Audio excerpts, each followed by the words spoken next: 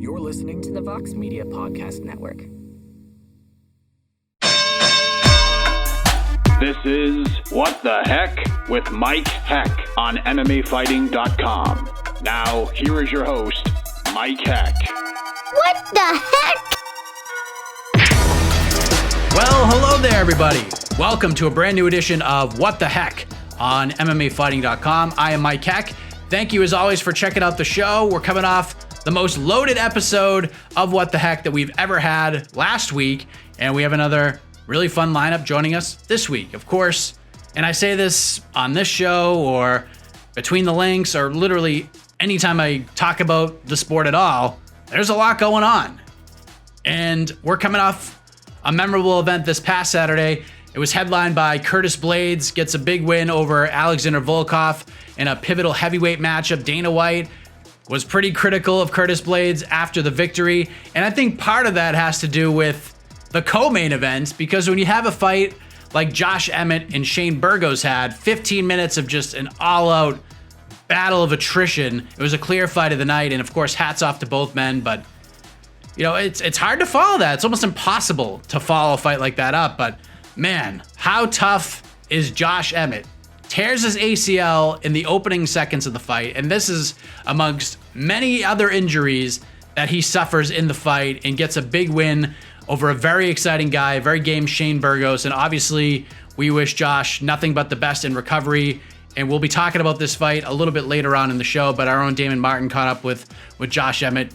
Check that out on MMAfighting.com. But probably the biggest story to come out of that event this past weekend was not the main event, not the co-main event. It was what happened during the first fight of the night. So if you missed it, I'm sure you've all heard about this by now. Austin Hubbard defeats newcomer Max Roshkoff via second round TKO. And you already know this, but just very brief. Between the second and third rounds, Max was done, kept telling his coach, Robert Drysdale, to call the fight. Robert tried to motivate him to continue on, and the fight was eventually stopped. And a lot has come out of this. There's been a lot of finger pointing, a lot of scrutiny towards Max, his coach, Robert Drysdale, even his manager I've seen from time to time. But in the end, Dana White speaks to the media after the event and kind of had Max's back on this. And the reason I bring this all up is because I spoke to Max Roshkoff on Tuesday afternoon. The interview dropped on our YouTube page and on the site yesterday.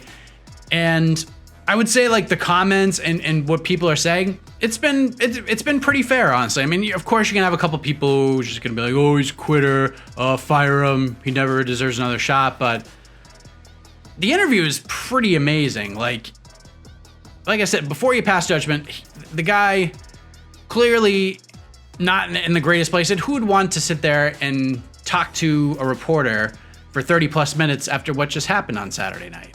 Like, not many people would do that. And Max went ahead and did it and offered no excuses.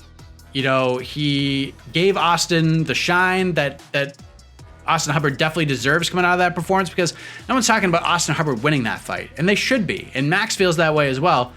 But he goes into not just the fight, but what he deals with mentally on a day-to-day basis. And it was a really fascinating conversation. It blew me away, if we're being honest. So if you haven't watched it, if you haven't read the article, I think watch it. I think a little bit of both kind of puts it into context, but it was something else. I was blown away by it. So I highly recommend you go back and check that out. But the UFC train will continue to move, and it's gonna move along into this Saturday. It's the final event at the Apex until August.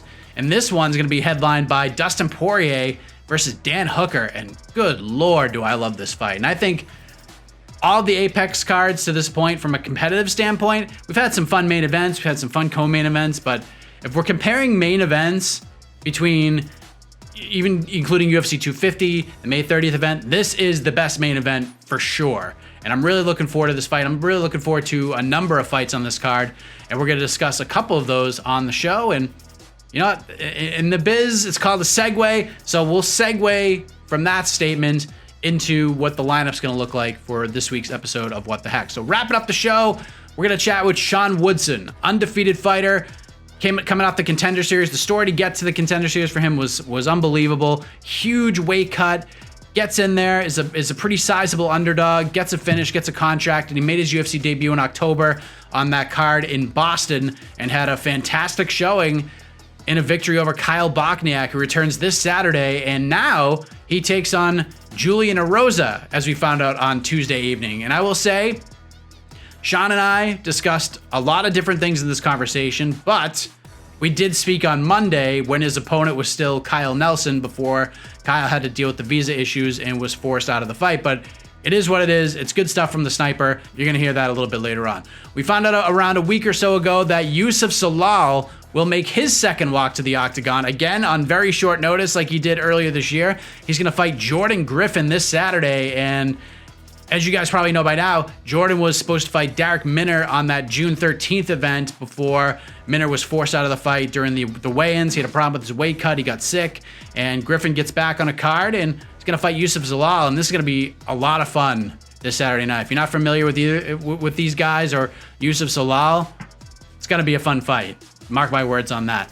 We're also going to hear from a man who made a huge impact this past weekend, a man by the name of Justin Jaynes. Stepped in on 48 hours notice to fight Frank Camacho, makes his debut, and 41 seconds after the fight begins, it comes to an end. What a debut, a quick finish, a bonus, just huge stuff for Justin Jaynes. We'll chat with the Guitar Hero a little later on, but kicking us off this week, one half of the fight of the night this past Saturday night in Las Vegas, and I never really enjoy reaching out to fighters who lose the previous weekend. I know I talked to Max. I thought that was more than just wins and losses, that conversation, but Shane Burgos is just the man. Like, he's just the man. So let's check in with Hurricane Shane Burgos coming off his incredible fight with Josh Emmett 5 nights ago, right now on What the Heck. All right, we have Hurricane Shane Burgos back on the show. We just saw him compete on Saturday night in an absolute classic against Josh Emmett. He may have lost on the scorecards, but in all honesty, there were no losers in that fight on Saturday night. Shane, how are you, man? I appreciate you doing this. Been better, but not too bad. That's good. Are you back at the gym? Did I hear that correctly? Yeah, look, I'm pulling up to the gym right now, so I just flip my camera around. I don't know how to. There you go. Oh, yeah, there you go. You're actually going to train? Yeah. Not obviously no contact or anything like that right now, but I'm going to do conditioning right now. Just keep my cardio going. There you go. So that fight was bananas, man. Like, it lived up to the hype and then some, but more important than anything else, how are you feeling physically after a 15-minute war like that? I feel pretty good, honestly. It's more mental than anything. I'm really fucking salty, man, because I really did think I did enough to win that fight. So I'm a little bit pissed about that, but physically, not too bad. I got some x-rays done to make sure everything's good, but as soon as the doctor says I'm good, I'm good. I'm good to go back to the training. I want to fight again soon. Yeah, so it's interesting because your reaction to the decision was something that was discussed on social media and stuff, and like all 3 judges gave the first round to Josh. All 3 judges gave the second round to you. Did you and your coaches, like, what did you guys see in between those rounds? Did you think you won both the first and second round? I still haven't watched it yet, so I got to go back and watch it. But I clearly remember both the first and second round, and even the third round. I remember all of it. But I really thought I won the first round. After the first round, I was like, "Oh, that's it. I got this." Especially I noticed he hurt his knee in the first like 30, 40 seconds of the fight. So I was like, "All right, his legs hurt." I started attacking that. I was pressing the action the entire time, the first round especially. So I was shocked that not one judge gave me that first round. It's crazy. And it's obviously like it's better to come out of a fight with your hand raised. And that's about as obvious a statement as one can make. But you looked like you had a blast in there. Like, how much fun did you have in there, like before the decision was read? Yeah, I said it even in my post fight, like a post when I put on Instagram. That was probably like, I'm pissed that I lost, but I really fucking had a good time. Like, that was like a fun fight. I enjoyed it. Like, I enjoyed every second of it. Even when he dropped me on my butt twice, that still pissed me off. But I remember just laughing at him and being like, "Damn, you fucker!" Like, I thought it was good. The first 2 rounds, I was eating all the shots. Third round, he just caught me with that with those 2 left hands by surprise. But it was a good fight. It was a fun fight. You went into that fight and you talked about it, like you knew you were going to get hit, and the way most pundits sort of described the matchup on paper was, and I remember Anthony Smith joined me on the preview show to talk about it as well. It was going to be your technique, your pace, your game against his power. And one thing Anthony said that really stuck out to me, he said that Josh doesn't have to be perfect for 15 minutes. He just needs to be perfect for 1 second. Did anything surprise you in the fight overall? the only thing that surprised me is that he hurt his knee that early in the fight. That's really the only thing. But and I'm a little bit more surprised that he didn't wrestle more. But after hurting his knee now, it makes a little bit more sense. Other than that, no, he fought the way I trained for him to fight. I knew he was going to be looking for the big overhand, right, the big left hook. And I knew he wasn't going to be much of a combination guy, but just a big sit down and just punch kind of guy. And I feel like I was able to read it the first 2 rounds. The third round, he definitely caught me by surprise with a couple of those. But overall, it went almost exactly how I expected. When did you know, like, right away that his knee was hurt? Because, like, you could see, at least on the replay, it was pretty funky. It looked like it was just gonna be like a hyperextension of some kind, and it turns out it was complete ACL tear, like with a litany of other injuries. Did you know, like, right away that he hurt himself and was going to be compromised? Yeah, he just moved and his knee buckled. And again, this was in the first 30 seconds, and I noticed that, and he grabbed his leg a second time, and I was like, all right, his leg is legit jacked up. I could tell if he was like playing possum or not. I could just see it on his face that he wasn't playing. He wasn't playing around. He really was hurt. Obviously, it sucks going home with a loss, but you at least got to make it back on Father's Day. You get to see your daughter, and that means much more than winning and losing, does it not? Yeah, 100%. I only got to see her for a little bit though, because I got home, she was sleeping, so we had to take her back from her grandma's house and bring her home. So I only got to be with her for about 15 minutes, if that, and then she knocked right back out. But yeah, this is what I do it for. Like I couldn't wait just to get home and just hang out with her. Like I just took her toy shopping just now. That's the best part about the fight, just getting to hang out and be normal and be dad again for her. Fighters are so self-critical. You felt like you did enough to win that fight. I actually thought there's a chance it could have been a draw, because the first 2 rounds you could have won the first 2 rounds. And if they counted the third round as a 10-8, very possible. And some people thought I was nuts for saying that, but it is what it is. But any silver linings at all in this fight? Like, any regrets? Is there something you wish you did more? I mean, it sounds fucked up, but I honestly wish I would have kicked more. He did a good job at, like, after the first 2 rounds, like I was kicking still, and he was just eating him and not really flinching from him. So I guess the adrenaline really kicked in for him. But I wish I would have just attacked the legs even more. I didn't do it nearly enough, as I even game planned to do that. That was a huge part of my game plan, was to kick the legs, and I kind of abandoned it after he starts landing some bombs. I was like, I got to land some bombs too. So I wish I would have just stuck with the leg kicks a little bit more, and just a little bit more output with my hands. Like when I had him in some positions on the cage, when he was back to the stage, I wish I would have attacked even more. So I do want to bring something up that I'm sure you've heard a lot about over the last couple of days, especially since you were the biggest talking point in the conversation. The rankings. Like, you go out there and you have a fight like that, fight of the night, extra 50 G's, both stocks rose in my opinion, but the latest rankings come out and you drop 5 spots, 5 friggin' spots. What is that all about? You tell me, man. I don't know. I don't know if you're one of the media members that controls it, but I knew you wouldn't say that. But dude, it's fucking weird. It's honestly like, I lost and I was pissed enough because I really felt like I won. But then on top of that, to have that happen, it's just like, dude, that was a slap in my fucking face. I lost to the number 8th ranked guy, a guy that's been sleeping everybody that he's been fighting. I went out there and I had a fucking fight. Everyone's talking fight of the year potential kind of fight. And then you're going to disrespect me with that and put me, like, I fucking hate the rankings, first of all. The rankings, they kind of fuck everything up with, like, obviously you only want to fight guys that are ahead of you. So you only have X amount of matchups that you can even go for. So then on top of that, you're going to knock me back even more. It's like, what the fuck more do you want? Like, I lost a close fight to the number 8th guy when I was ranked 10. How do I go back that many spots? It's fucking crazy. But a lot of people are like, oh, fuck that. The rankings don't mean shit. Don't stress it. And I'm like, yeah, to an extent, I completely agree with you. They don't mean shit. They're somebody's opinion. But then on the other hand, they do mean something. So it's like, they don't mean something, but when it matters, they do mean something. So it's frustrating. Yeah, and I know our mutual friend Eric Koal was the one who put this all out there and made it public, and he got hammered by the UFC, but it looks like they're going to keep him on the panel. But the reasoning behind the direction they wanted to go seemingly was, dropping you down so much opens the door for Bryce Mitchell to enter the top 15, which, listen, like, Bryce is a great talent, no doubt about it, but comparing resumes and strength of schedule, etc., I found that a little bizarre, not showing any disrespect towards Bryce, but you know what I mean, right? Like, I agree. Yeah, the competition's so different. Yeah, we have the same management team, so nothing against him. I actually like the kid a lot. He's a fun fighter to watch. So I hope he gets ranked too. But yeah, like you said everything. I don't need to say any more about that. There you go. You just fought, so like the what's next conversations are interesting, especially after a 15-minute battle like you just had. So I guess, like, When would you like to return? Like, have you even thought about that at all? I thought about it a little bit, but I have to take some time. Obviously, it was a hard fight. It was I took some shots, and I pride myself in being able to take shots, but I pride myself in being a smart fighter and a smart athlete. And like we talked about earlier, I have a daughter, so my health is number one. So I'm getting all my tests done and everything like that, making sure I'm good. I have no concussion, making sure I have no broken bones, everything like that. Once that's said and done, I'm going to take at least a month off of sparring. I definitely want to be back by, I'd say, September. Sounds good, man. I suggested Jeremy Stephens. Thoughts? Say again? I suggested Jeremy Stephens as your next opponent. That's an awesome fight. There are so many good fights. My division is, like, obviously I'm a little bit biased, but bias aside, I'm a huge fan. Like, my division is the best division when it comes to matchups. Like, you can put anybody in the top 15 against each other and you're going to have a fucking good matchup. Not even in the top 15. You got guys that are outside the top 15 that are just so fun to watch.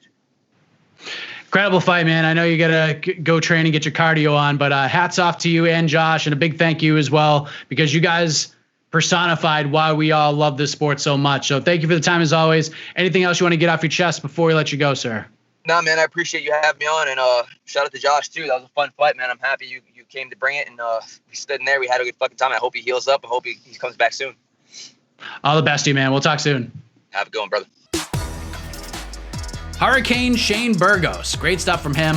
He's certainly going to grow from that fight with Josh Emmett, and always looking forward to seeing Shane compete and get back in the octagon whenever that is. And I think a lot of people will be excited to see our next guest back in there as well, Justin Jaynes. After a memorable night in his UFC debut, a 41-second finish of Frank Camacho, and an extra 50 G's to boot. Let's check in with the victorious Justin Jaynes. All right, let's check in with the man who made a huge splash in his UFC debut on Saturday night. He finished Frank Camacho in just 41 seconds. The guitar hero is here, Justin Jaynes, looking like $1 million with the flamingo shirt. How are you, sir? Hey, I'm doing really good, man. I feel like $1 million right now. I bet. And it's always nice to talk to a fellow member of the bald contingency. Hey, that's what it's about.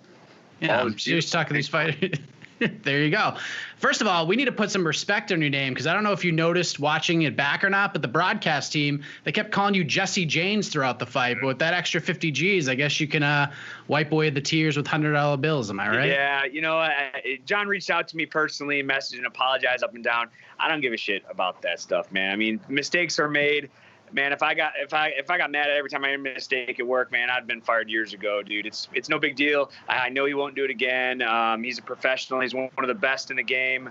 I respect him. I appreciate even, just talking about him talking about me, even if he did say the wrong name a couple times. He got my name right most of the time. It's not that big of a deal to me, man. I'm over it. Yeah, John's a friend of mine, so I kind of bust his balls a little bit. Sure. So it's all in good fun. I'm not trying to cause problems or anything, but good Lord, man, what a debut! You take the fight on like 48 hours notice. At least that's when people started finding out what was happening. I know I reached out to you on Thursday, but when were you made aware that this was a thing, that you'd get your long-awaited shot at the UFC on super short notice? Wednesday night I was going out to dinner. I was about to go eat some Thai food, man. And Jason calls me, and usually he texts me. So I kind of got like a little pit in my stomach, answered the phone. I was really quiet. And he's like, all right, you better be ready to go this weekend, man. And how's your weight? And I just happened to train that day. And I was like 166 or 167 pounds after training, after being dehydrated. So I stepped on the scale. I was like 170, 171. And, the next day I just planned out. I was like, all right, I'm going to start my weight cut at noon. I'll probably cut weight for 3 or 4 hours, take a break, come back to it, and get on weight. Well, let alone I didn't know that I had 5 doctor's appointments to go the next day, 9 o'clock, 10 o'clock, noon, 1:30, 3:30. So I'm in a panic state right now. Like, fuck, how am I going to make weight? But you know what? I got to thank my team for staying on me and getting me to the gym at 8 p.m. And Roman Isbell, one of my coaches, we were there till like 2, 3 o'clock in the morning. And he's there sweating with me in the sauna, holding mitts for me, kept me diligent in the process, and kept me honest.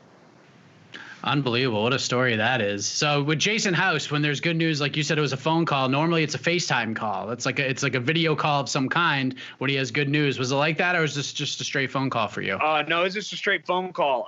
Yeah, usually, we talk on the phone periodically, but usually we're just texting back and forth. And, when one of my other managers, a part of Iridium, texted me in the morning, just asking me how my what weight was. I believe Jason may have, I can't remember.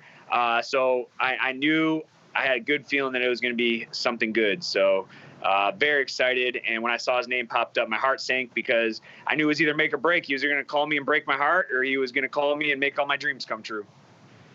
This is your first fight in over a year, and you're typically a pretty active guy in there. Was there, I guess, a lot of pent-up frustration in those 41 seconds on top of just wanting to showcase yourself in your UFC debut? You know, I'm going to tell you, man, Camacho is so awesome, man. He's a stand-up guy, a stand-up fighter. He's a heavy-handed guy. You know, he's just a slugger, and it wasn't any frustration take him out. But, you know, when the dust settles and everything's said, you know, he's in the way of my dream, man. He's been here. He's had 7 UFC fights. This is my debut. You know, Dana White, the day before, you know, sits all the fighters in a room, and he's saying, you know, you want to be the guy that, you know, that everyone's talking about for the week. Everybody in this room has that opportunity. And I took that to heart. You know, like I got out there, I visualized it all. And, you know, I was going to run I was going to swing hard until I ran my gas tank to 0, man. I wanted that highlight reel finish. I want people buzzing about the fight. I want people buzzing about me. I want to come in, make a show, and have people talking about it, you know, and that's what Dana talked about the day before, you know, and that was my goal, and that's what I went in there and did.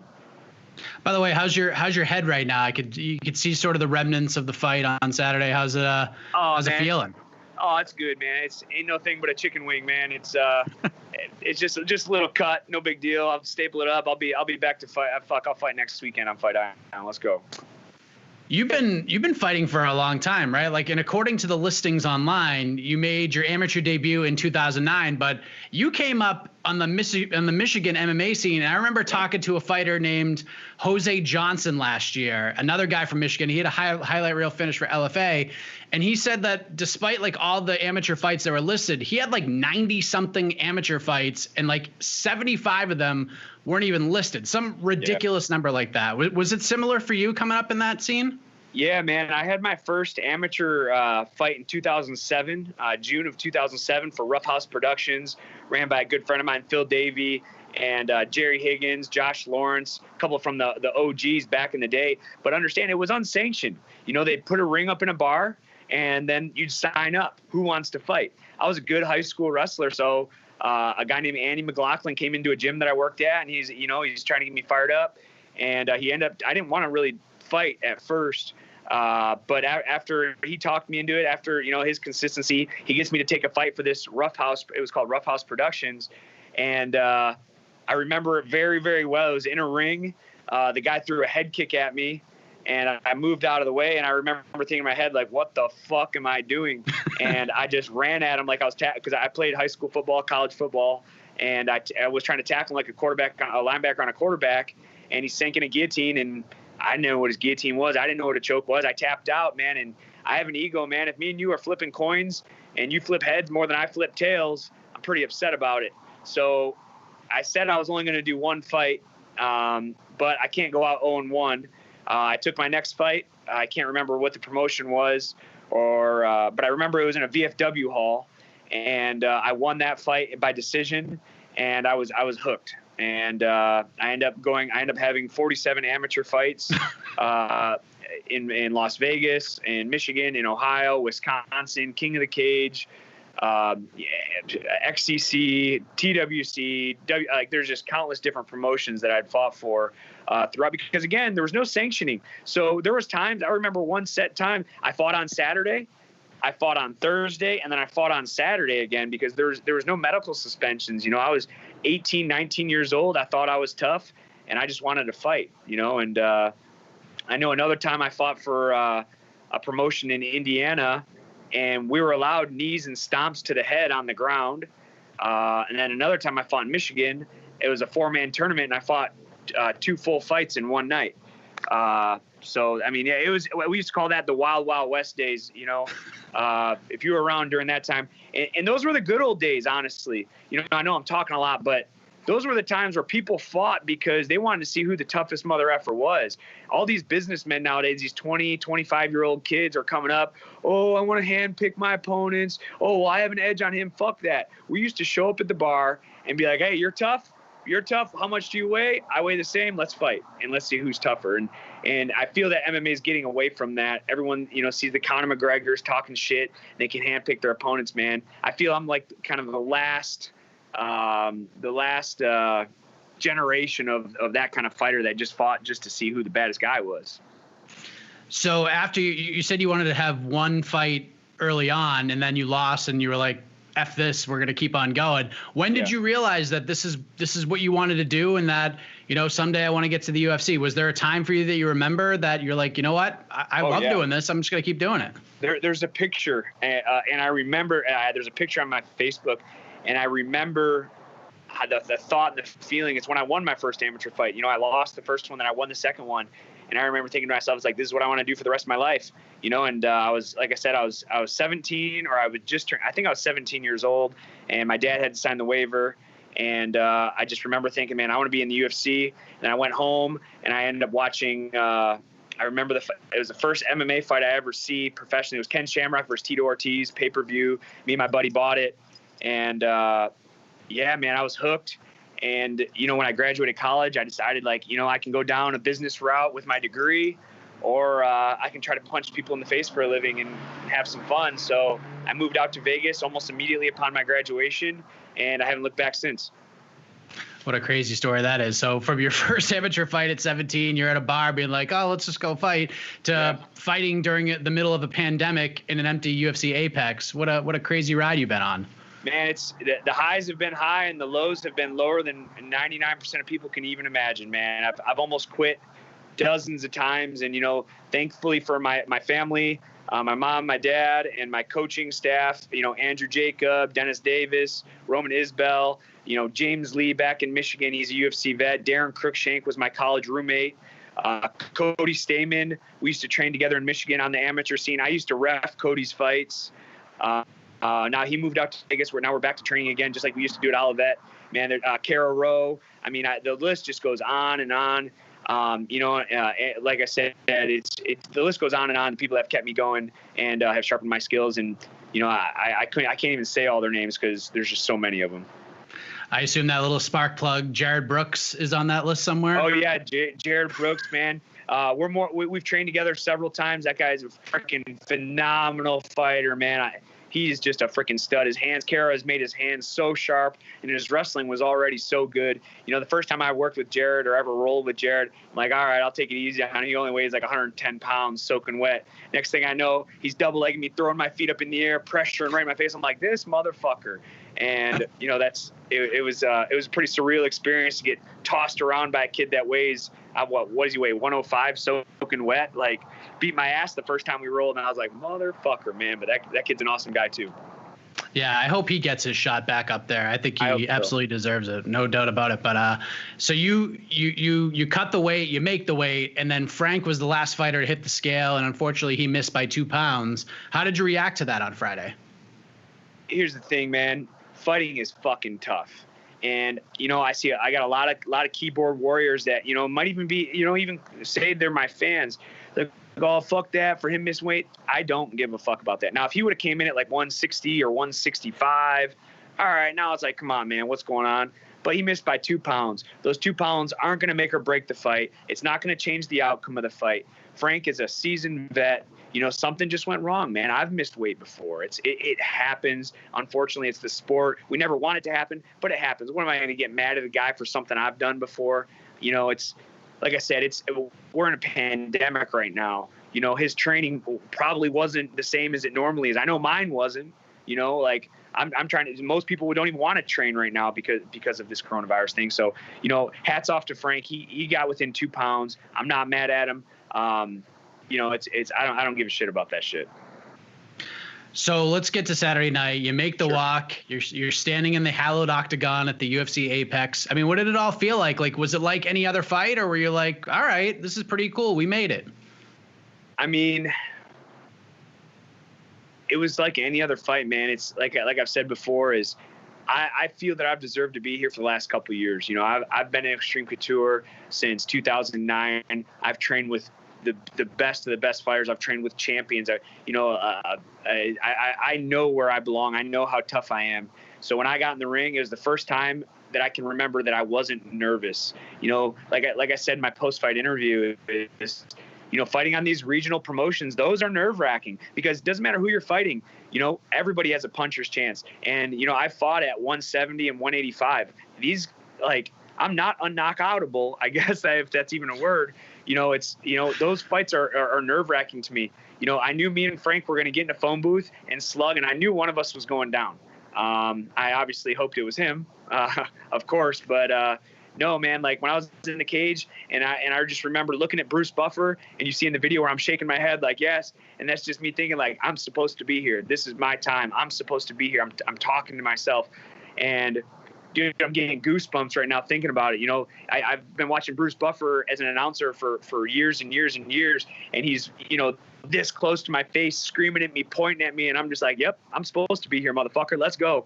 And, you know, when the fight started, you know, we have a brief exchange, and he threw a body kick. And I remember in the back room, me telling my coaches, I'm not backing up for one step. I'm in his face until I gas out or I get knocked out. I'm going to be right in his face. And I'm in pretty good shape. I've been training full time for the last couple of weeks. But he threw that body kick, and I remember I took a half step backwards. And I remember thinking to myself is, motherfucker, don't go backwards. And that's when I just leaped in with that left hook. I felt it land. I felt his body kind of stop for a second. I'm like, oh, he's shocked. And I was like, fuck it, throw it again. Bink, hit him again. He fell. We clashed heads, and the rest is history, man. Because you just kept landing those hammers. Like you said, you were just going to keep throwing them until somebody dropped or you ran out of gas. Were you like, holy crap, dude, why won't you drop? Because he wasn't dropping. He just kept taking them. And I was wondering how many more of those you were going to land before the ref eventually stepped in and stopped it. And then finally he did.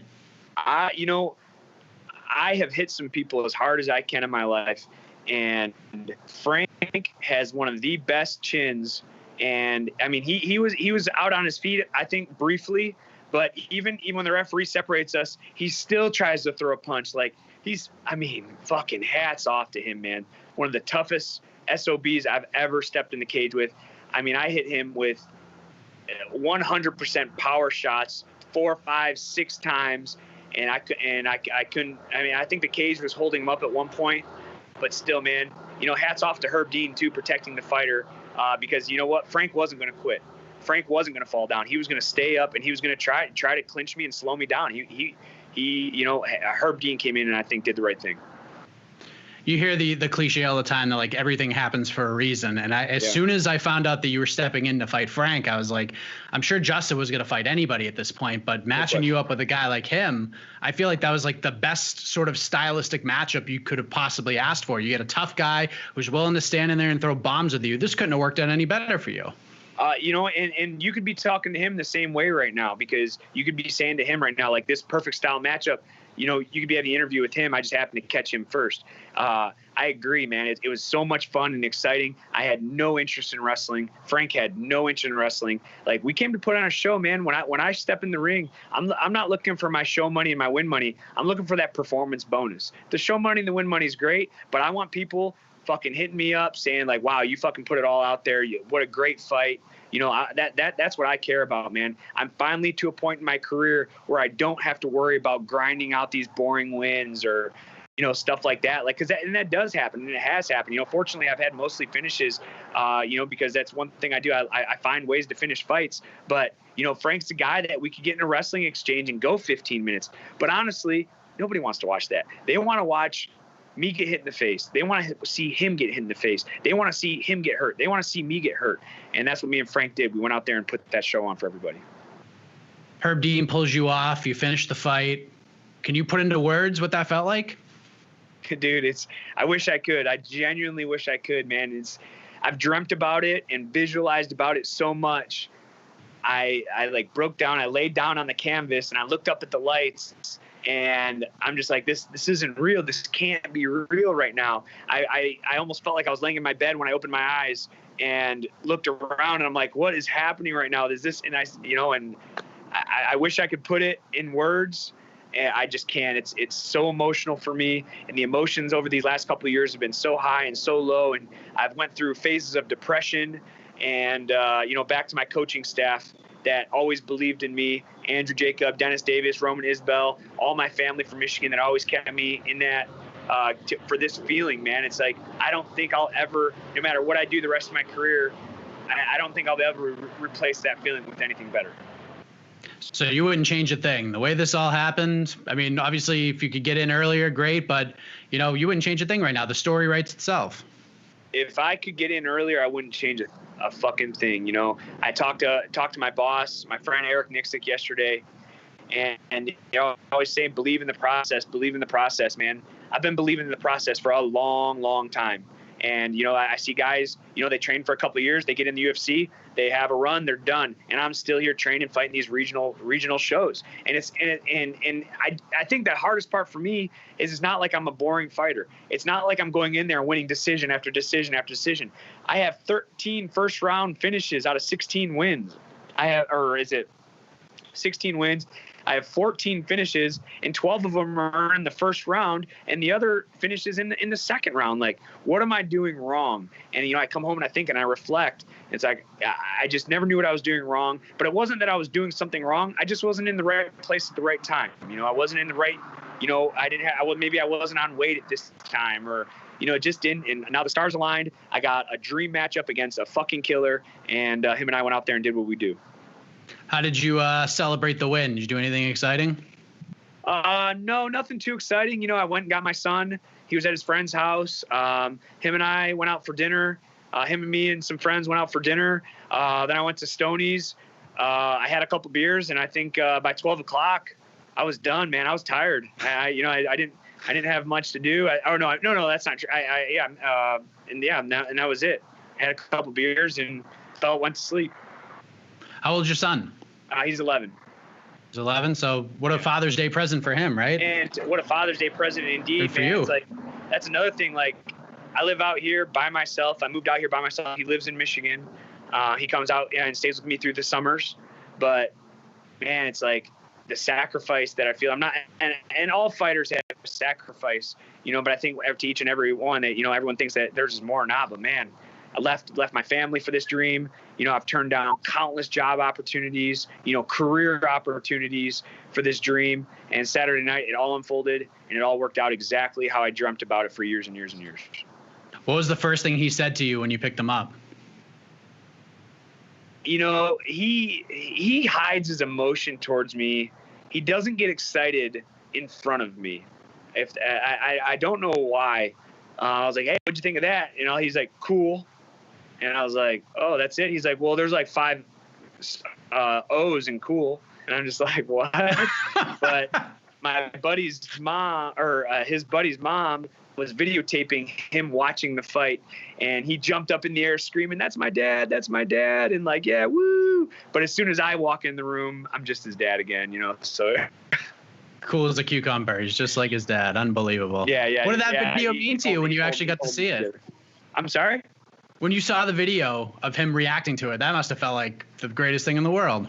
Oh man, I start crying, man, immediately, like, because this is my biggest thing. You know, I don't ever plan on being a millionaire. You know, my goals in this sport are to have highlight fights, whether I'm getting knocked out, whether my opponent's getting knocked out. I want to travel the world, and I want my son to be proud of his dad. And that's my number one goal, is I want my son to be proud, because, you know, I have been away for some time now. You know, I'm missing a lot of his childhood. And when he's older, when he grows up, you know, I don't want him to resent me for it. I want him to understand why I did it. I want him to understand all the perseverance I had to go through. And I want him to be proud. You know, when I go home, when I go to Michigan and he grows up, I want him to be like, yeah, that was my dad. You know, he wasn't around during the school year. We got our summers together, not Michigan relatively often. I probably go every other month or every third month to stay for a week to spend time with him. So it's not that I'm not in his life by any means. It's not what I'm trying to say.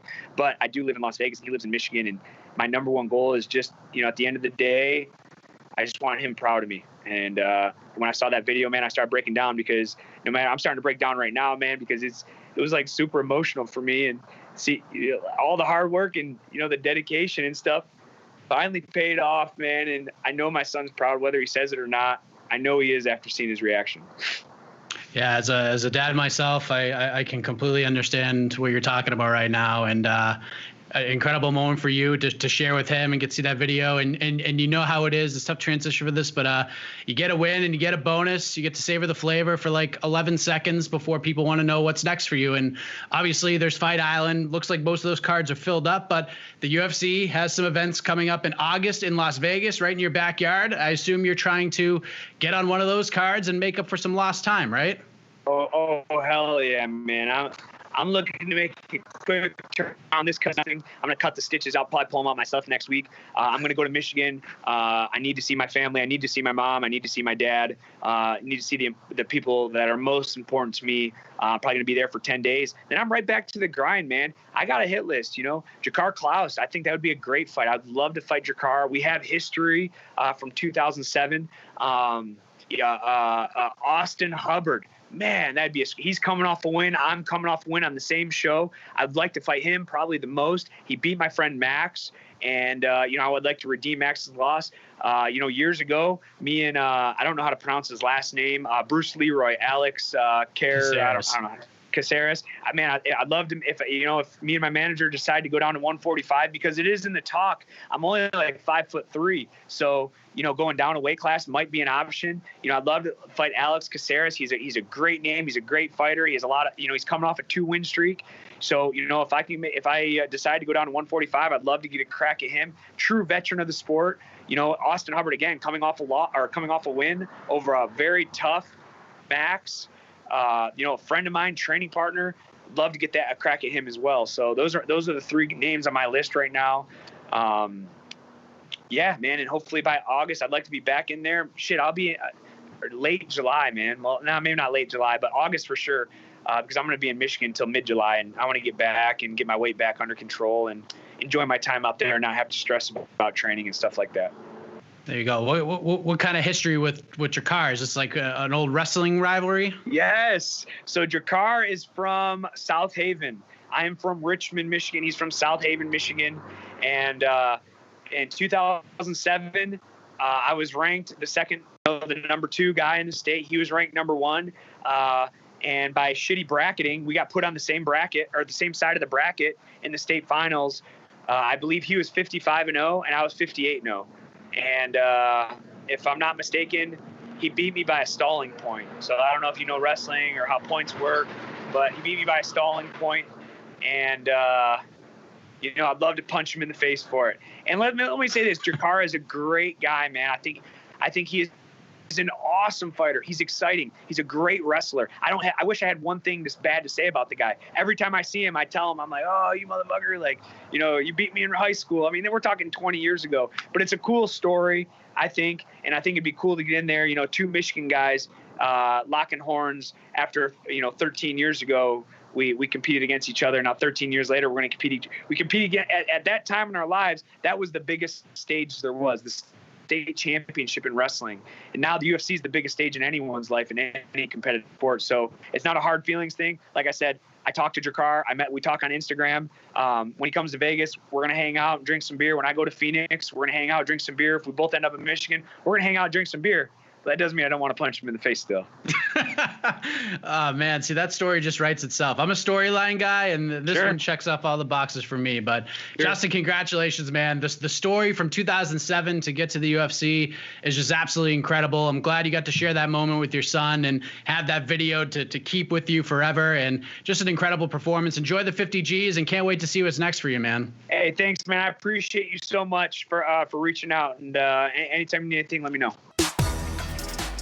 Really enjoyed that conversation with Guitar Hero. The guy is on an absolute tear. I love his attitude. I love the old school mentality, how he broke into the sport. I'd love to dive into that a little bit more later on down the road, but big things coming his way. It looks like a lot of excitement surrounding Justin Jaynes. So let's check in with one of the bright young prospects in the UFC who is fighting this weekend. On Saturday night, takes on Jordan Griffin. Here's my conversation with the Moroccan devil himself, Youssef Zalal. All right, it is fight week for Youssef Zalal. He takes on Jordan Griffin this Saturday night at the UFC Apex in Las Vegas, and this thing came together very, very quickly. Youssef, how are you, sir? I'm good. How are you? I'm doing great. It's good to see you, man. How did this thing come together for you? Like, I was able to confirm this fight as a done deal on Friday, Is that when you found out about it, or is this in the works a little longer than that? I found out on Wednesday, and then that's when they announced it on Friday. But yeah, I found out on Wednesday. So you wanted to break your own record for how many days notice you took a UFC fight? Like 12 wasn't good enough for you? We needed to get close to those single digits? I don't know, man. I was like, my pro career, when I started, I fought, I think it was in August as well. And then a week later, I had my second professional fight. So I was like, I've been so used to fighting at back-to-back and like so quick or short notices.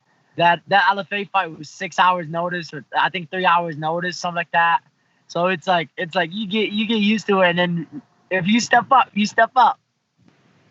Like you're always training and stuff. Like you're always in the gym, but there's a difference between like training and then there's like fight camp training. Like that's what most fighters tell me. Like when was the last time you had like an actual full or fullish training camp for a singular fight? Oh God, I think it was like since my last LFA, not the last one that I won. Before that I lost, actually. That was the only time. It was like, hey, you have 7 weeks. This is the guy. Train and be ready. So how much time did you have before the flying knee fight, before you got the call? It's literally the same thing. So I went to Morocco, flew to Morocco. They texted me while I was in Morocco, and they said, hey, LFA is coming back to Denver, and they want to have you. And I'm like, okay, sure, but I can't make 35. And then they were like, well, we found you a guy at catchweight 140. And I was like, sure. So I came back here. I had 2 weeks of training and then 1 week of cutting weight. Yeah, so no more 7-week training camps for you. We'll just go bang bang, give you 2 weeks, like, maybe two and a half. Like, as soon as I saw all of this going on, I was like, with the pandemics and stuff, and I seen the UFC's back to like basically they're going putting on shows and stuff. I was like, and I seen guys like 5 days notice and all this and this and that, and I was like, well, a call may be coming in soon. They need somebody. They're gonna need somebody, and I was like, just staying ready and hoping we'll get fight before that.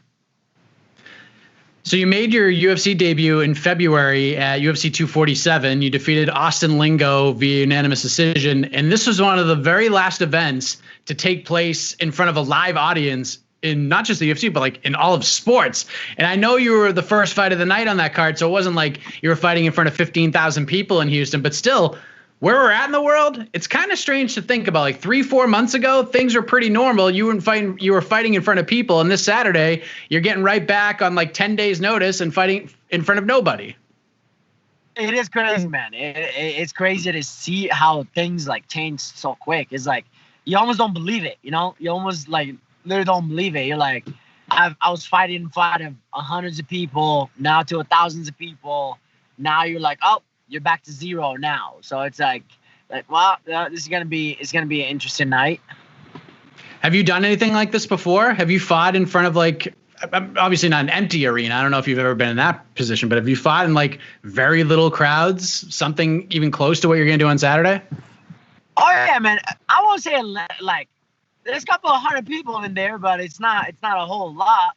Half of them were drunk, but it was like a bar. But but I won't say like I haven't, like I fought in front of some audience, not no audience, but so it's definitely different. I feel like it's gonna be another Friday night for us at the gym. Basically, we do sparring night on Fridays. That's where everybody comes in and you see your name on the board and you got to get ready like it's a fight, and you even got to do the walkout. Like you got to walk around the mat before you even step in the cage like it's a fight. Oh, wow. So you're prepared for all this stuff. Yeah, Mark Montoya has this. He's not playing around. It's like, if it's your fight coming up, let's stop 2 rounds before your round and like be ready, get mentally ready for your round and stuff like that, and you just get ready. I like it. That's a good little added step to add to the training camp or lack thereof for you. But you get Jordan Griffin, and I know you guys were in LFA together for like a small stretch of time before he got the Contender Series call. He's been in the game for a little while though. Has he been on your radar at all? Do you know much about Jordan? No, man. I'm not the guy who has like people on their radar, to be honest. I'm like, especially at the UFC at the high level, I know they're gonna offer as many as people as possible, you know. It's like, and especially when you get after winning and winning and win, you're gonna get tougher guys and you're gonna get bigger name guys. So for me, it's like just see who's in front of you, do the best you can, and then let's move on from there. You win, now you have a bigger opportunity to get after that. But I never really seen him fight before. I seen him actually fight when I was cornering my teammates to go to. We went to like Pueblo in here. It's like an hour and a half drive, and they had fights on, and he fought TJ Brown, and we were watching him fight, and I was like, holy, oh my God, like this kid's not stop moving forward. Like he'll take all the damage and then he just walks forward, and it was an interesting fight. It was like it catches our eyes, and we were watching it. I never thought I was gonna fight that guy. I'll tell you that. I never thought I was gonna. Never ever. So. Yeah, he just got his first UFC win like 3 weeks after you got yours, and that fight with TJ was crazy, man. And that Danny Ige fight was interesting. That Chaz Skelly fight was super crazy. So from like a stylistic perspective, this one has to get you fired up for the action, potential scrambles, etc. Oh yeah, man. Especially in a smaller cage, you know it's gonna be some fireworks. It's gonna be all over the place, ground, standing up, trying to knock each other out and all that. So it's I'm excited, man. He's a vet in this game for sure. So you got to give the respect to the vets. You know, they have a lot of fights in their belt. So for me to go out there as a 23 and 8-2, it's very important to me to show my skills at that level. Speaking of scrambles, your teammate and your buddy Brandon Royval makes his UFC debut a few weeks ago. He gets a submission win, 50 Gs. He's trying to raise that bar on you, man. How much did his performance get you fired up for your fight? I don't know, man. We'll see. It's a motivation. I'll tell you that. I told you, man. I was like, I've been speaking on that kid when he was in LFA. I was like, I knew that kid was nasty, man. I told him in his face. I was like, I could see you fighting for the belt, but by the end of 2020, to be honest, it's like. This kid is an animal, man. He's non-stop pace. I was like, you think your cardio is good? Go with Brandon, and then you'll figure out how good your cardio is. You know what I mean? That's why I'm blessed to even train with guys like that. You know, Brandon Royval, Chris Gutierrez, Jonathan Martinez, Devontae Smith, and all these guys. So I was like, I see it all. It's not like I don't see it all. I train with one of the best people in the one of the best gyms in the world. For me to go out there, so that's why we're never worried about who we fighting and who we gonna fight and none of that. We see it all. I spoke with Brandon after the win and still wasn't happy with this performance, which kind of blew my mind. But one of the things that really stuck out to me was before he makes his walk to the cage, he looks at his coaches and he's like, why do I do this? Like, I hate this effing sport. He just has those moments of doubt within himself until he actually gets in the cage.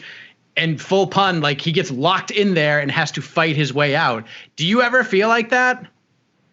No, man. He's definitely a different fish. I'll tell you that. He is something else. Like that kid will go so emotional on the back and like all that. But man, when they lock that cage, oh my God, it's like a whole different breed came out. I swear to God, he's never like this in practice. In practice, he goes on.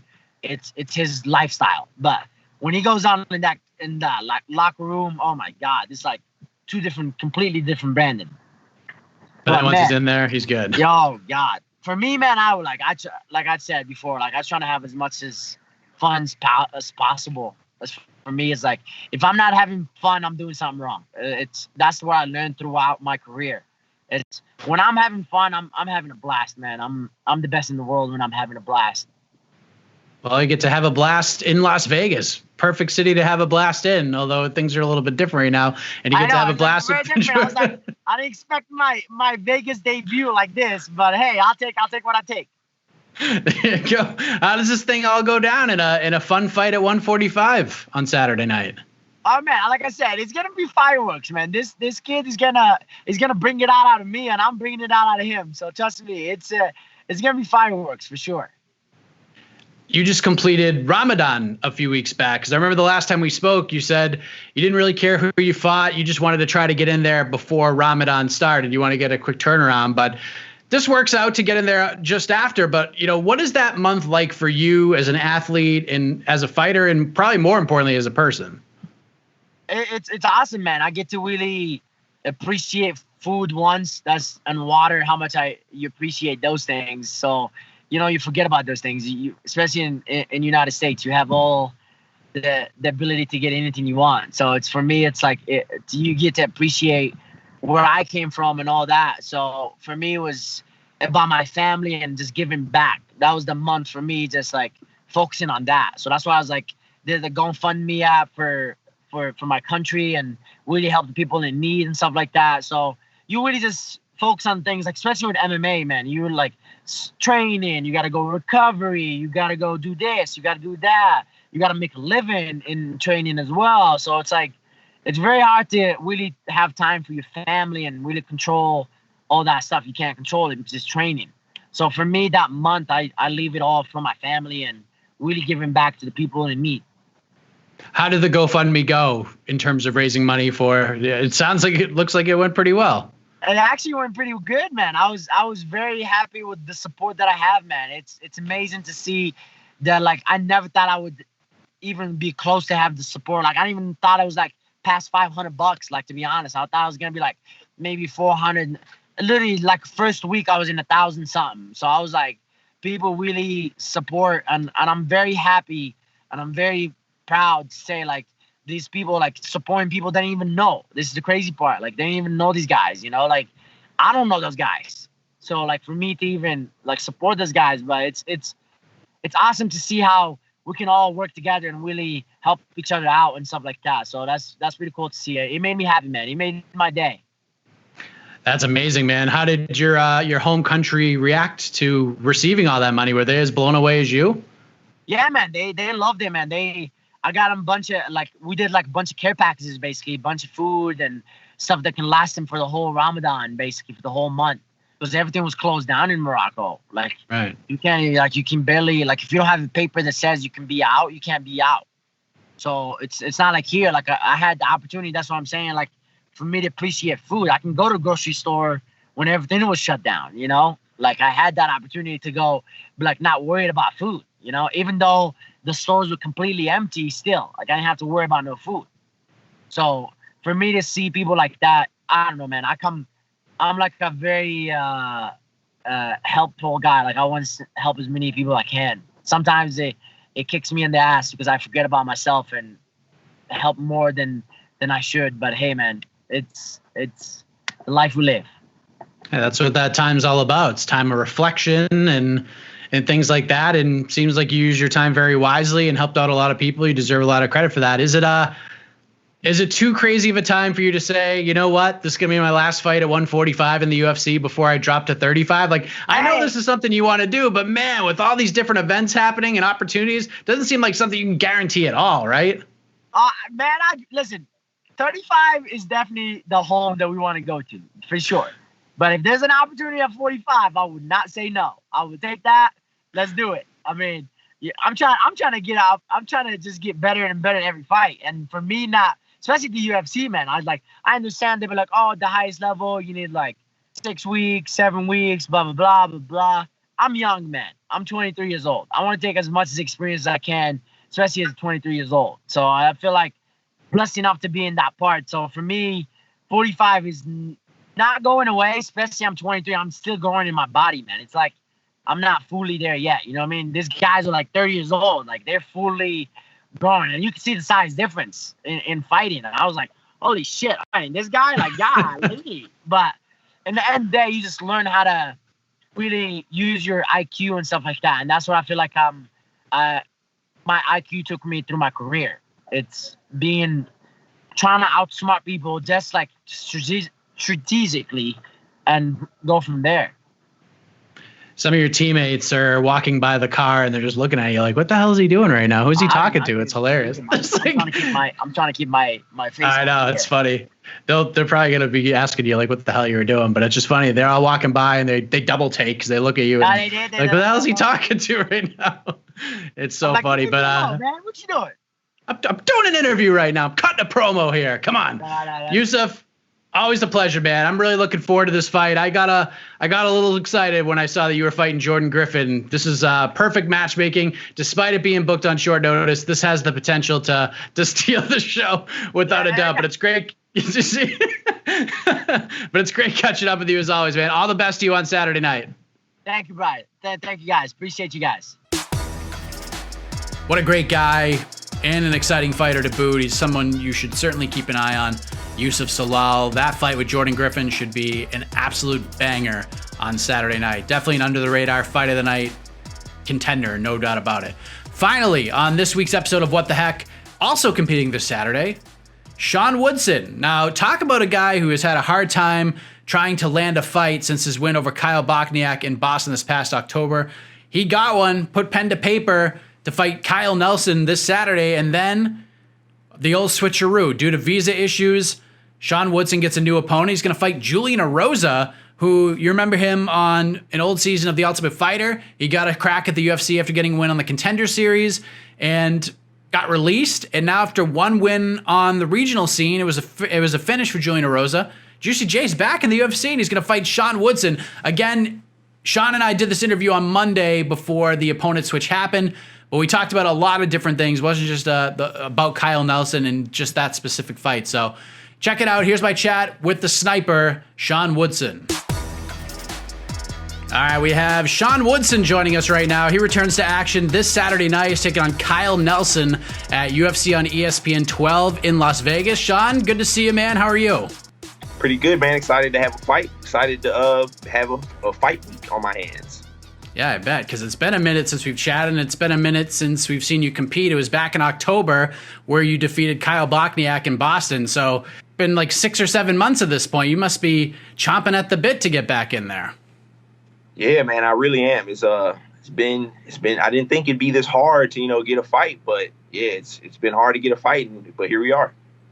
I'm sure, like most fighters, as a member of the UFC, you wanted to travel around, visit new places, maybe see the world. And for the second time in 3 fights, you're back at the UFC Apex. I'm sure you were happy to get a fight, but these are some crazy times. So coming out of the Boston win, I'm sure fighting at the Apex was like the last place you expected to fight, right?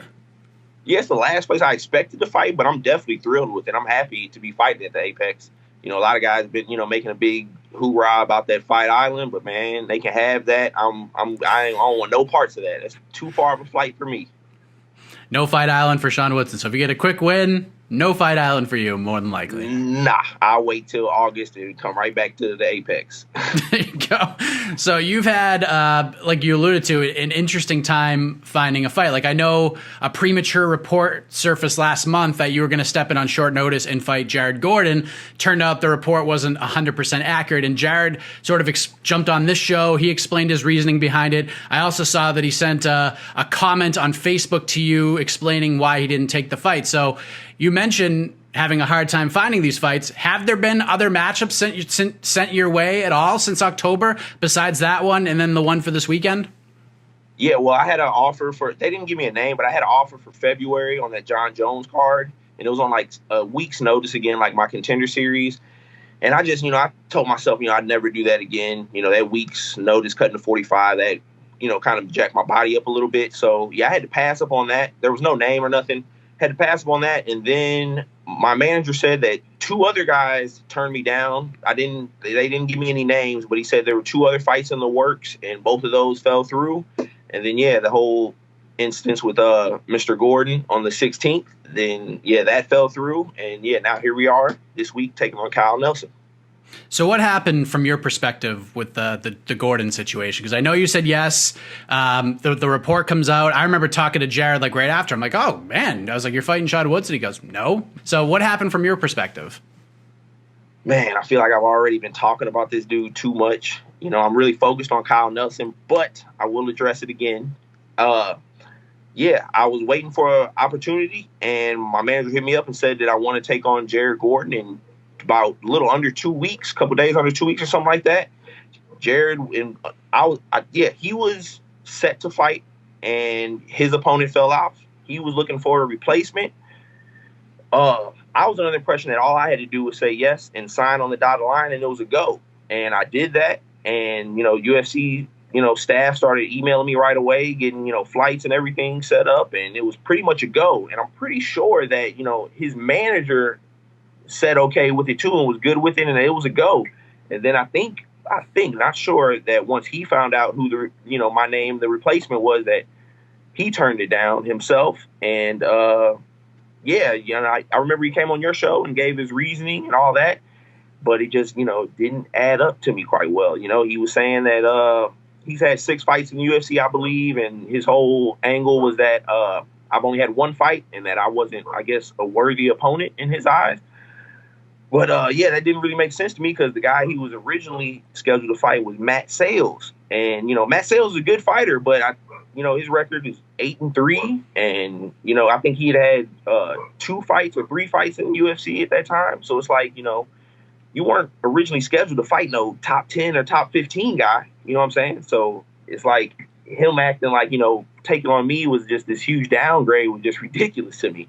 Again, he was scheduled to fight an 8-3 guy. Here I am, 7-0. I think, him, fighting me would look a lot better on his resume than his original opponent. So, that just didn't add up to me. But, I think he just, I'm the tallest featherweight in the division, man. I'm a bad matchup for anybody. And, he knows that. And, he did mention that, he went from fighting a really short guy to a really tall guy and didn't have time to prepare for that. He should have just left it at that, as far as saying all that other stuff about, me not being worthy and him and all that. That just didn't make sense.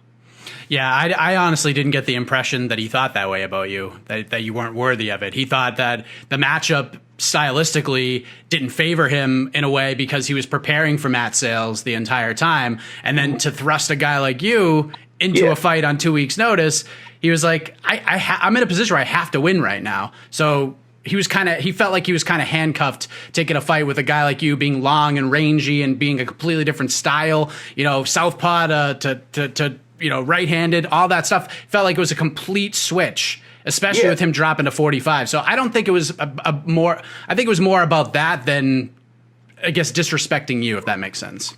I totally understood that. That's why in that Facebook post that you mentioned, I had said, I get, the short notice change up, kind of threw you off or whatever. So maybe we can run it, later on. And his reply was, he said, I don't see us, ever fighting. Because like he said, he's had 6 fights in the UFC and I'm, early on in my career and all that.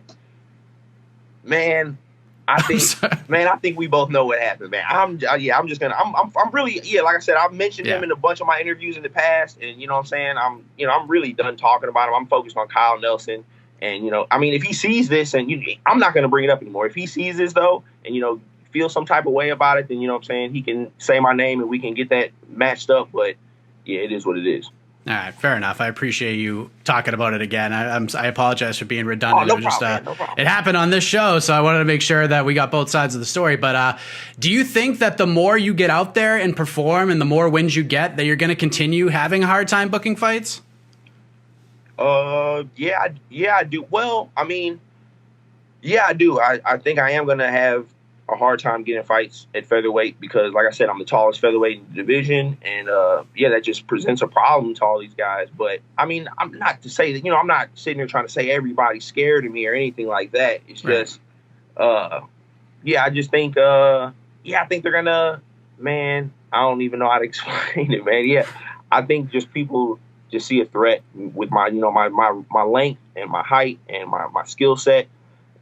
But no, I think once I do start picking up a couple more wins, my undefeated record, the UFC's full of killers. There'll be some guys that, want to take me out and want to take my own. Yeah, I think, you're just going to have to put them in a position where they're just not going to have any choice, Sean. And I think you have clearly the ability to do that. But let's talk about Kyle Nelson. He's your next opponent. 1-2 in the UFC. He's coming off a quick finish in his last fight against Paul Reyes. First off, these fights are coming together very quickly during this crazy time in the world. When did you put pen to paper for this fight? About 16 days out. So yeah, when I got the call, it was I checked my phone and yeah, I had 16 days to prepare, so a little over 2 weeks. Kyle obviously has a great wrestling pedigree, but he's certainly not opposed to standing and trading on the feet. From a stylistic standpoint, based on what you're going to bring to the table, do you like this fight? Oh yeah, I really do, man. I mean, I like any fight. I just like to fight. I'll fight anybody, man. Yeah, I love this fight because, like I said, I had several opponents fall out before, and this guy, signed and, stepped up and wants to get in there with me, and I'm thrilled about that.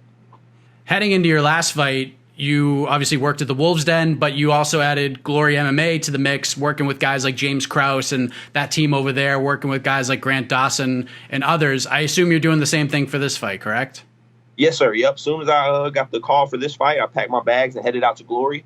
But yeah, I still train here at home with Wolves Den. But yeah, whenever I get these, fights, I'm definitely going and putting in a lot of time out there at Glory with James Krause, like you say, Grant Dawson, and those are just the well-known names from out there. But that gym is full of killers, man, full of a lot of guys that are going to be in the UFC soon, and they got a good handful of UFC fighters currently.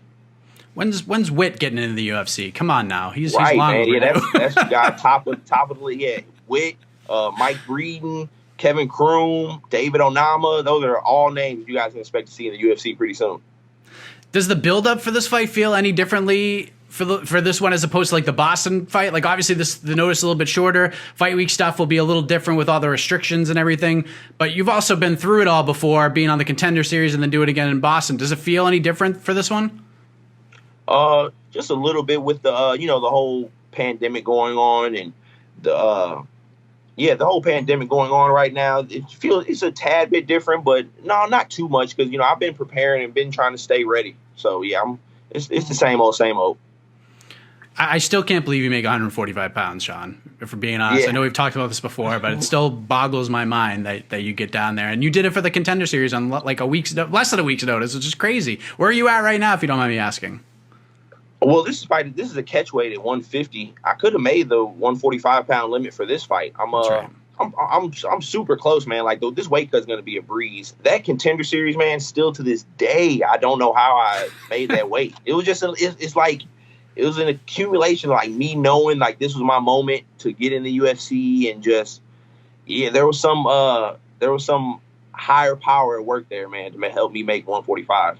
It was unbelievable. How does this thing all go down on Saturday? How do you keep that unblemished record intact in the empty UFC apex? By nothing crazy going on because of this COVID stuff. No, last minute cancellations, and just by me stepping foot in that cage, man, I'll keep my unblemished record. Gonna wait for openings, and however it plays out, it plays out. Yeah, man. He's a tough dude. He comes forward. He's my toughest opponent to date. I feel it's playing out a lot like the Bosniak fight. He's going to keep coming forward. In all of his interviews, the ones that, my Instagram followers, they tag me and they send me stuff that he's been saying and stuff. And yeah, in all his interviews, anytime he gets a camera in front of his face, he's saying, I'm going to knock him out. He's going to feel his power. He's going to stand and strike. I think he might think he's being, really smart by every interview saying he's going to stand and strike and, knock me out. But I think he thinks that, if I don't even mention the wrestling, he won't even see it coming. But he's coming to wrestle from the jump. I know it. So and I'm ready for it. You're not buying it. Not at all, man. Not at all. That's the oldest trick in the book. In every interview, I'm going to say, I'm going to knock him out. I'm going to knock him out. So he won't even see the grappling and the wrestling come. I see it coming, and I'm ready for it. So this is mind games he's playing with you. He's hoping you watch these interviews and you just hook, line, and sinker. Get in there, ready to stand, and then he tries to take you down. I think so, man. And if that is the case, he ain't as smart as he thinks he is. It's been a crazy year for a number of reasons, especially here in the U.S., not just because of COVID, but we're seeing the fight against inequality and injustice becoming a much more prevalent topic after the death of George Floyd. It's just a horrible, horrible situation there. It's been a wild time. I know you have a fight to get ready for, but what is your take on the current state of the country with everything going on right now? Man, to be honest with you, to be completely honest, I stay in my own little bubble. And like, you know, when that George Floyd thing, you know, that is really sad and all that. But when it first, you know, was popping up on Facebook, you know, I didn't even, you know, like read into it or look into it. I mind my own business, man. Like, you know, 2020 is crazy and it just keeps getting crazier. I just mind my business, man. I don't really look into all this stuff. I don't really read into it all. These people, like, you know, rioting and doing all that crazy stuff, I don't, you know, agree with that at all. I mean, to be honest, I don't really have a real take on it because I don't really have all the knowledge and info about like exactly what's going on. I just, you know, mind my business and do my thing. You're just one of the nicest guys on the planet, and there's just a lot of hate going on right now. So it's tough. Yeah, I do feel that. I feel, that's one thing I can feel. Like, there's just so much hate and negativity. It's like there's like a ton of people, a large amount of people that it's like they wake up every day and just like look for the negative and look for the bad stuff to talk about. And, you know, the police are doing that, and, you know, this is unfair and that's unfair. Like, it's just like people are like trying to seek out the negativity all the time. And it's just, it's just pretty sad to see. So how do you stay positive besides just staying in your own lane and doing your own thing and try to be nice to everybody? Setting goals, and, you know, focusing my mind on stuff that, you know, I want to achieve and stuff.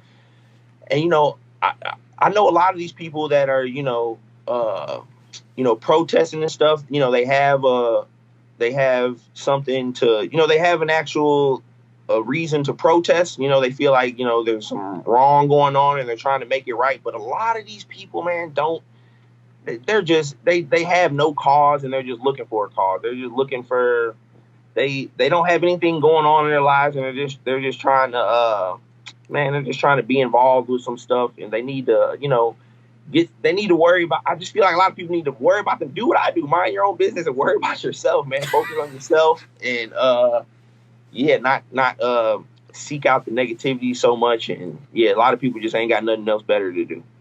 So what are your goals for 2020? I mean, obviously it starts, we don't want to look past what's going on this Saturday, but overall, like on January 1st, 2021, where are you hoping to be in this division and in your career? Well, I just turned 28 on June 7th, and I know my 28th year of life, I would like to have at least 3 or 4. I'd like to have 3 or 4 fights in UFC. You know, like I said, I made my debut and I haven't fought in 8 months, and I don't want that to happen again. I'm looking forward to going out here and putting on a performance that makes the UFC want to turn me around pretty quick and get me right back in there. You know, I want to fight 3 to 4 times this year. In the United States, UFC. Just keep that out there. We're not going to Fight Island. We're not going to Yaz Island. No, not Fight Island. And I want to stay in the U.S. for as long as possible. I know it's coming. I'm gonna have to, you know, fly overseas at some point. But I want to keep racking up these wins here in America for as long as I can. Well, we are looking forward to see if you can rack up another one this Saturday against Kyle Nelson. Always appreciate the time very much, sir. Looking forward to this fight. All the best to you on Saturday. Any final thoughts before we let you go? Man, tune in on Saturday for my second UFC performance. It's going to be a good one. And catch me on Instagram, STL Sniper 314. Got to get those followers up. Maybe if I get my followers up, they'll keep me more active. And tune in Saturday. Safe travels, Sean. We'll see you Saturday night. All right, big thank you to the undefeated Sean Woodson ahead of his fight with Julian Erosa this Saturday night at UFC on ESPN 12. Yes, they're all just like coming together at this point. You know, UFC Vegas 4, UFC on ESPN 12, UFC Fight Night, Poirier versus Hooker. I mean, good Lord, so much, just so much. But as you know, lots of stuff on the website heading into this weekend, a lot of stuff from this past weekend, so make sure you stay locked in to MMAfighting.com. Throughout the rest of the week, we got Virtual Media Day going down later today. We got the weigh-in show tomorrow with Jose Youngs and company. Got the preview show with myself and Jose Youngs, more than likely. Fight night coverage on Saturday during, post-fight shows after the event and press conferences.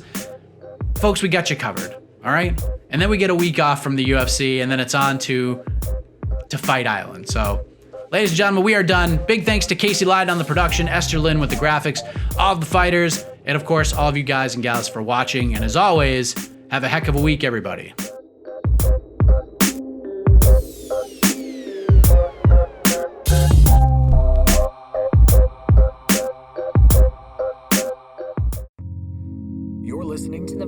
Media Podcast Network.